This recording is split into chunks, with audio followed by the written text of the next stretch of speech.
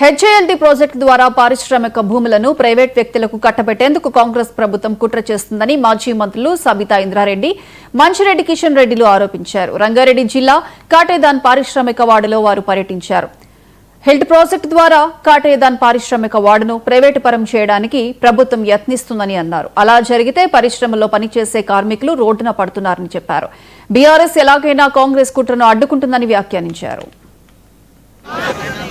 పారిశ్రామిక వాడల్ని రెగ్యులరైజ్ చేయాలనే నిర్ణయం తీసుకున్నారు. దానికి వ్యతిరేకంగా బీఆర్ఎస్ పార్టీ ఆధ్వర్యంలో ఈరోజు నిజ నిర్ధారణ చేసుకుందామని కాటేదాన్ రావడం జరిగింది. దాదాపుగా 222 ఎకరాలు ఈ కాటేదాన్ ఏరియాలో లక్షలాది మంది ఇక్కడ పనిచేస్తూ ఉన్నారు. చాలా మంది కూడా ఈ కంపెనీలు పోతే మేము ఏమైపోతామని అడుగుతూ ఉన్నారు.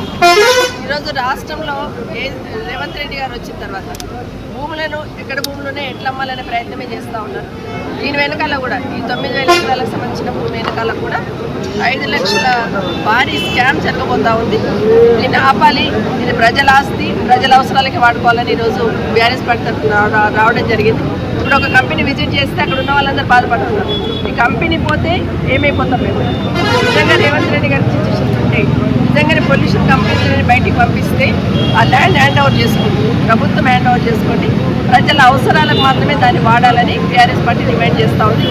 పేదవాళ్ళకి ఇల్లు కట్టియండి, హాస్పిటల్ కట్టియండి, పార్క్ కట్టియండి.